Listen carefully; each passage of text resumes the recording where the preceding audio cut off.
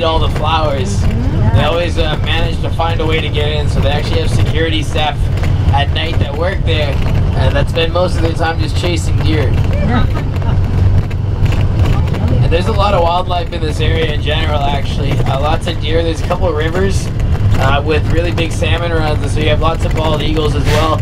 No longer really any bears in this area, but historically there used to be a ton of wildlife. The First Nations groups on this island, so the Aboriginal groups, they date back, we think, about 3,000 years on this island. And there's three different groups, one on the south end, one on the west end, and then one on the north end. They've all kind of been affected differently by European contact, depending on whereabouts they were. So right now we're on the southern point of the island, in this area called Saanich. Also, we're going to pass a lot of different agriculture. The island is getting slowly more recognition for being a place that makes very good wine. This is one of the bigger vineyards on the island here. It's called Church and State. You'll see their stuff even in Vancouver.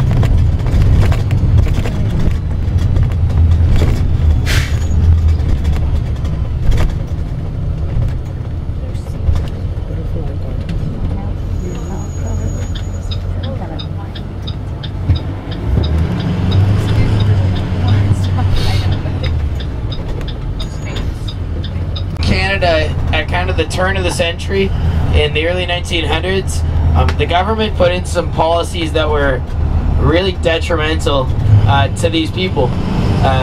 They set up a system of schooling, and these schools existed out here on this island as well as all over the province and all over Canada, that were called residential schools.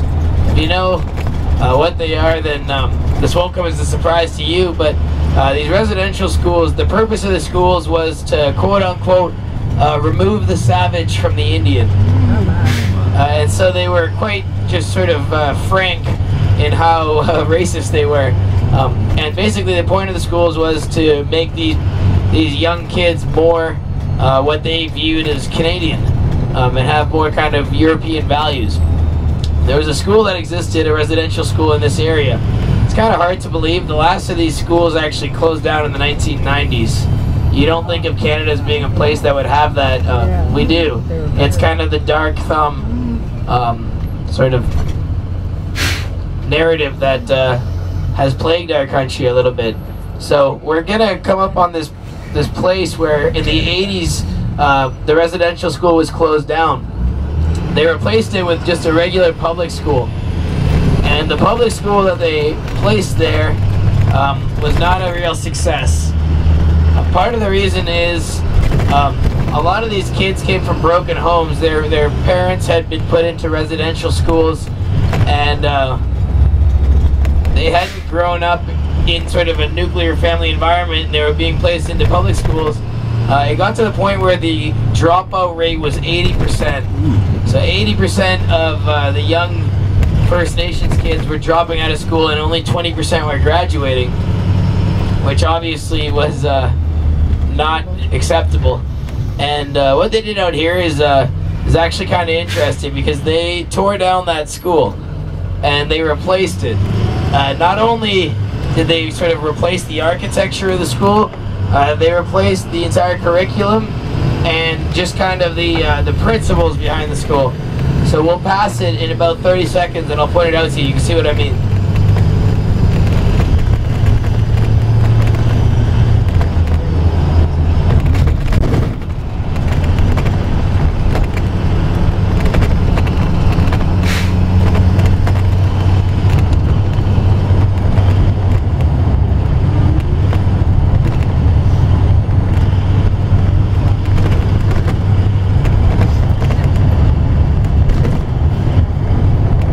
So the school that they built in order to replace it is just behind these bushes on the right side, and the first thing that you're going to notice obviously is the architecture, because they use traditional Aboriginal architecture for the school. But they did a lot of other things as well. For a long time, the history of the island that was being taught was the history of the last 300 years, basically since the Europeans got here. They started to incorporate more like modern history along with some of the ancient history of these people who've been here for 3,000 years. And instead of just focusing on French as a second language, they focused on some traditional languages. Instead of just having Caucasian teachers, they brought in Aboriginal teachers. So the idea was kind of to try to reinstill some pride into this school, and it turned out to be a big success. They managed within 10 years, which is essentially 2 generations at that school, to actually reverse the dropout rate, so that instead of an 80% dropout, it was an 80% graduation rate. So that became a blueprint all over the province for how they actually went about kind of transitioning those schools. The biggest damage that those schools actually did has to do with the languages that these people speak. The problem is with all of the Coast Salish people, those are the people that live from Alaska all the way down to Washington State, they don't have a written language. So their language is strictly oral.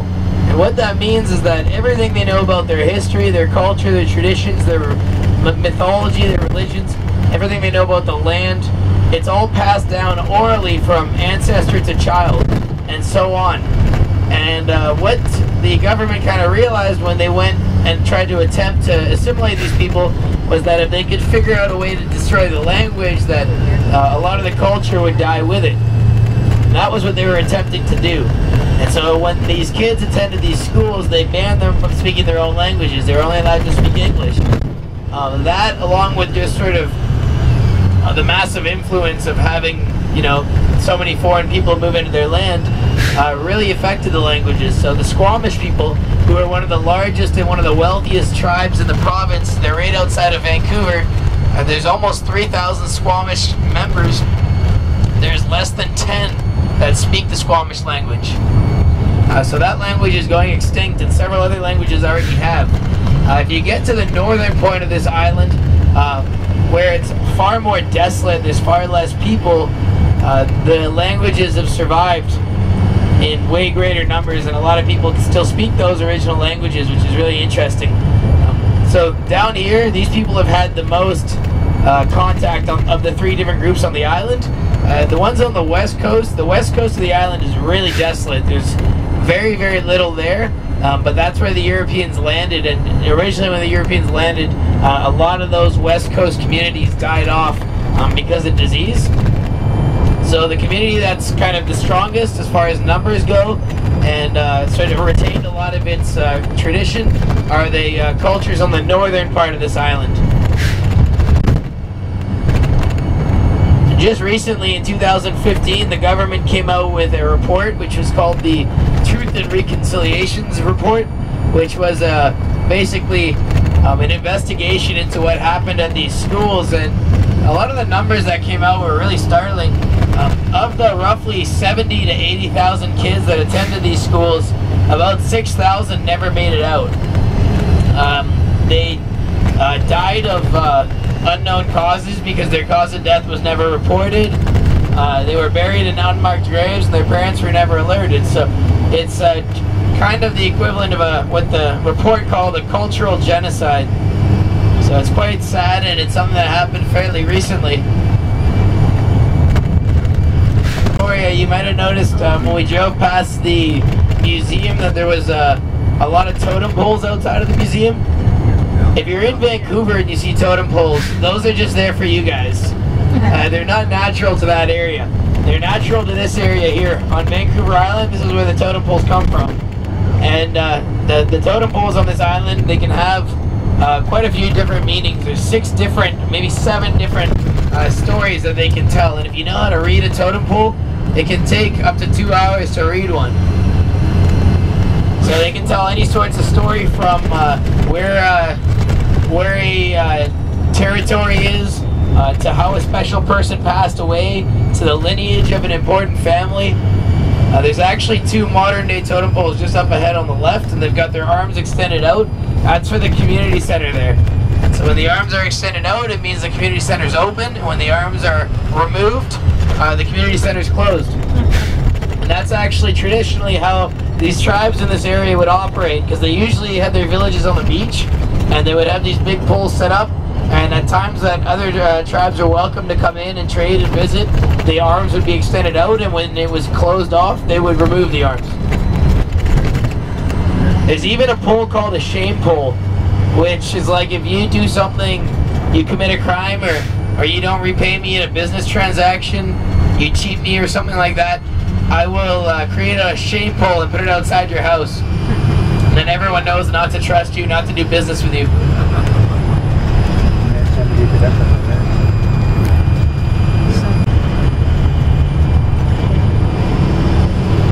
So about half of this island lives in a city, and the other half lives relatively far apart.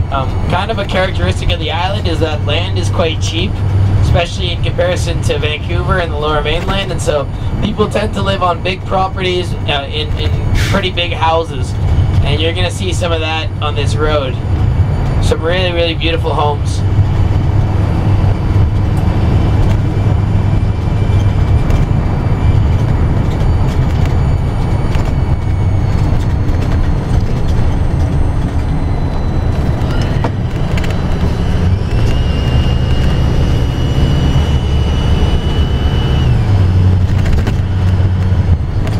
There's a house coming up on the left just behind this, not this one, but the next one. And they've got their own Butchard gardens going on. It's an incredible house on the left here.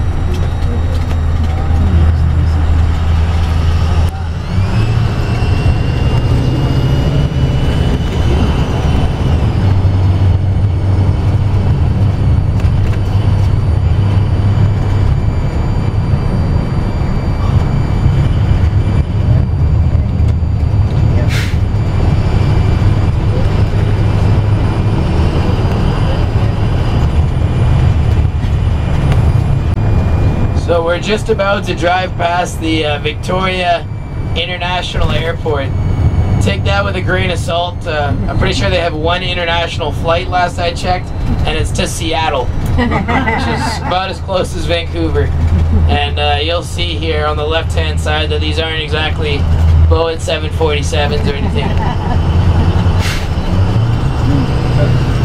But because the capital city of British Columbia is actually Victoria, not Vancouver, and most of the politicians live in Vancouver, you might have seen the float planes that were coming into the inner harbor today. Those are how the politicians get to work in the morning. They're not taking the ferry, and they're not taking my tour, that's for sure, to get to Victoria. There used to be a school located here. It was called Brentwood, and it was in the early 1900s one of the most sort of chic, high-end schools in Canada. It was an all-boys boarding school, and if you had money, this is where you sent your son. The reason it's not here anymore is because one of the guys that attended the school was smoking a cigarette in his room, and he ended up burning the entire school down. So they rebuilt the school across the water, and you can sort of see where it is across the water. There's an area that's been logged a little bit just up ahead of us, and just to the left of that is where the school is. It's still called Brentwood. And funny story, the guy who burned the school down was a teacher at the new school for 25 years. It's also, that town is called Mill Bay. That's where I immigrated to when I first moved here. It looks a lot like this side of the water.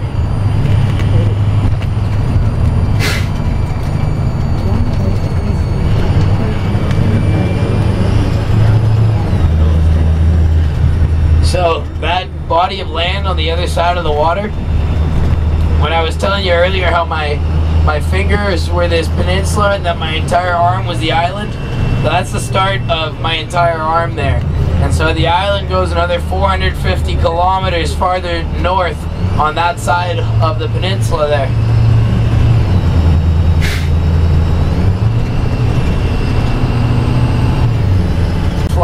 around the water there. I know of one bald eagle's nest, and if you're kind of astute, you'll be able to see it. It will be up ahead on the right. I'll point it out to you when it comes into view.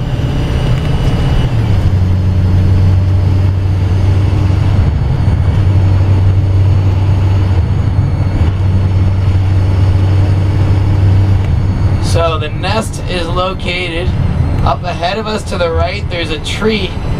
There's actually a bald eagle sitting on a tree out there. I believe it's a bald eagle. And to the left of it, there's at the very top of one of those bald trees, there's a nest. Oh yeah.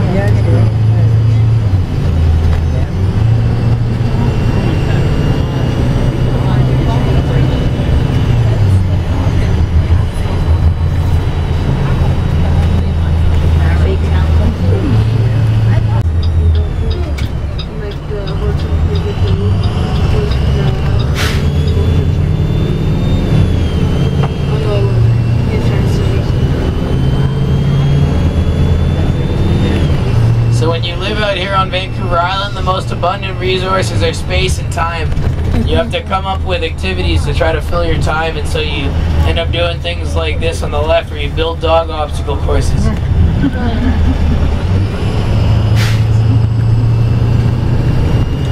We are about 3 or 4 minutes away from the ferry, and the ferry's on time, which is great. So that means that we're going to be driving right onto the, or we'll probably have about a 5 or 10 minute wait, but then we'll be driving right onto the ferry, and we should be getting back into Vancouver probably around 9:15, 9:30 tonight.